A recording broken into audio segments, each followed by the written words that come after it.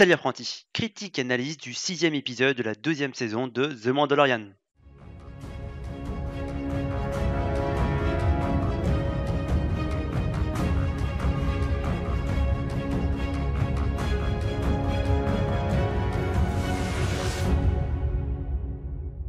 Encore un épisode de Jon Favreau au sommet de sa forme. Génial, tout simplement génial. J'ai été bouche bée et surexcité une bonne partie de l'épisode. Ce 6e épisode de la 2e saison de The Mandalorian est le chapitre 14 intitulé The Tragedy, soit la tragédie en français. L'épilogue résume le précédent épisode et remémore la scène où une personne mystérieuse s'approche du corps de Fennec Shand sur Tatooine. Tu te doutes bien qu'on va enfin savoir à qui appartenaient ses potes dans cet épisode. Nouvelle planète pour cet épisode. Planète qui tranche radicalement de tout ce qu'on a pu voir jusqu'à présent car elle est assez verdoyante, ce qui forcément joue sur la colorimétrie qui sans être flashy est plus lumineuse que les précédents épisodes. D'ailleurs dans The Mandalorian, on peut noter l'effort donné à la colorimétrie dans les différents épisodes pour donner le ton adéquat à l'épisode sans jamais aller sur le flashy ou le trop sombre. Dernier point avant la partie avec spoiler, lors de l'arrivée sur la planète, on entend le thème principal de The Mandalorian. Nous voici dans la partie avec spoilers. Il s'en passe des choses dans cet épisode. Tout d'abord, la planète, il s'agit de Tython. Pas de temps perdu, Mando et Grogu vont directement sur Tython et ils arrivent directement là où il faut. De ce qu'on voit de Tython, je trouve que ça y ressemble par rapport de ce qu'on en voit dans les autres œuvres qui traitent de cette planète. À peine arrivé sur Tython, qu'il y a déjà un autre vaisseau qui arrive. Et ce n'est pas n'importe lequel. Tu dois aussi l'avoir reconnu dès la première image. Il s'agit bien sûr du Slave, le vaisseau de Boba Fett. Petite information, dans l'univers étendu, Boba Fett a eu plusieurs vaisseaux identiques sous la même appellation, donc de Slave, avec juste le numéro qui change, mais là je serais incapable de te dire le numéro de celui-ci. Bien sûr, tous ceux qui avaient deviné que la personne mystérieuse qui s'était rapprochée du corps de Fennec Shand était Boba Fett ont eu raison. Je l'avais annoncé dans ma review du premier épisode de cette saison, Boba va sûrement suivre Mando sans se préoccuper de Grogu.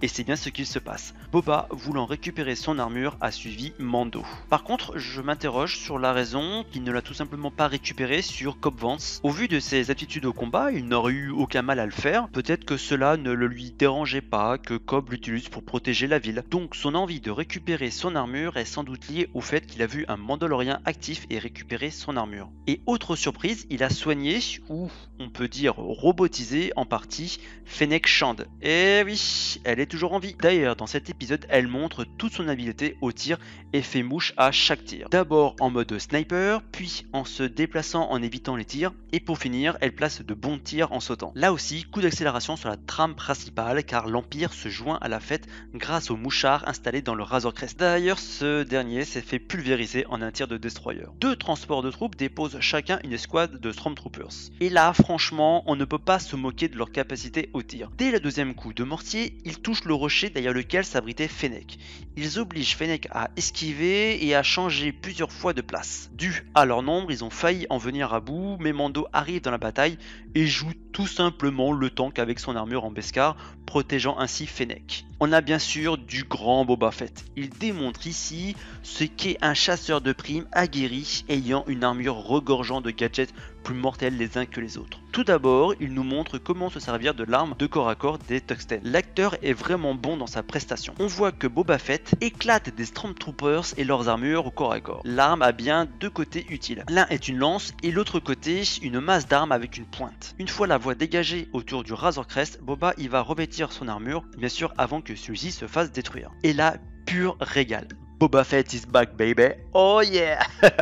Si Boba n'avait pas brillé dans les films ou dans la série The Clone Wars, eh bien là tu vois clairement pourquoi il est l'un des chasseurs de primes les plus redoutés de la galaxie. Il est méthodique et efficace. De plus, sa carrure fait de lui un combattant impressionnant. À la fin, il n'a laissé aucun Stormtroopers en vie. Même ceux qui ont cherché à fuir le combat et à retourner sur le croiseur, Boba a utilisé le missile sur son jetpack pour détruire les deux transporteurs d'un coup. Et Grogu dans tout ça. Il était en méditation sur la pierre du destin. On peut voir une manifestation de la force, car je ne pense pas qu'il s'agisse d'un bouclier d'énergie. Une barrière de force est dressée autour de Grogu durant sa méditation. J'ai jubilé lorsque j'ai entendu le Moff Gideon parler des Dark Troopers. Mais j'ai l'impression que ce sont des droïdes, voire des cyborgs. Il en envoie 4 pour récupérer Grogu, et pour la première utilisation d'une nouvelle unité, le traitement est plutôt bon. Ils arrivent sur Grogu par leurs propres moyens et repartent de la même manière avec ce dernier. Mission rapide et réussie. Petite scène sympa dans le croiseur impérial où Grogu maltraite des Stormtroopers dans sa cellule. D'ailleurs, le Moff Gideon avait sans doute prévu cette réaction car il le laisse faire jusqu'à épuisement. Il montre à Grogu le sabre noir. Grogu essaye de le récupérer mais il est déjà trop affaibli. D'ailleurs, il me semble qu'il essaye ensuite soit d'étrangler le Moff Gideon, soit de l'influencer avec la force. Sans succès bien sûr. Les menottes qui lui sont mises sont les mêmes qu'on voit dans l'épisode 2, l'attaque des clones, autour des poignets et des chevilles d'Obi-Wan Kenobi. Ce sont des menottes faites exprès pour les utilisateurs de la force, cela les empêche d'utiliser justement la force. Autre point, bien que Boba Fett ne soit pas un Mandalorien, il a juste hérité l'armure de son père, Django, qu'il avait reçue en cadeau d'un Mandalorien. Il suit tout de même quelques principes mandaloriens, notamment celui de respecter la parole donnée jusqu'au bout. En effet, avant l'arrivée de l'Empire sur Titon, il a promis à Mando qu'en échange de l'armure, Fennec et lui protégeraient Grogu.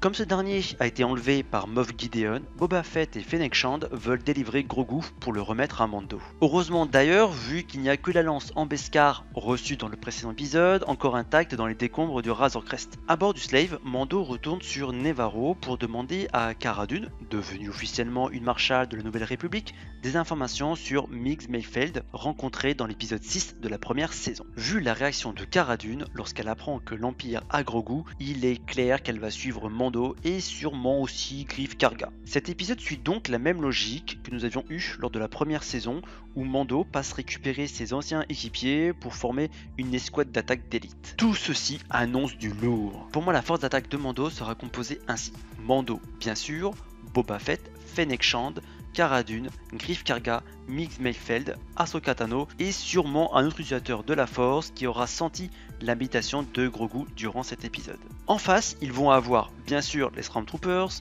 mais aussi les Dark Troopers et le Moff Gideon. Peut-être aussi un autre utilisateur de la Force. Je pense que le Grand Amiral Thrawn apparaîtra à la toute fin du dernier épisode de cette deuxième saison. Et il y aura deux possibilités. Soit lors de la scène de réjouissance d'avoir libéré Grogu, la dernière image est celle de l'arrivée de Thrawn. Donc on ne le verrait pas agir, mais ça serait un sacré cliffhanger. Soit il arrive dans les dernières minutes de l'épisode, retournant complètement la situation. N'hésite pas à mettre un commentaire si tu as aimé la vidéo, mets un pouce bleu et partage-la, ça fait vraiment plaisir. Et surtout, abonne-toi.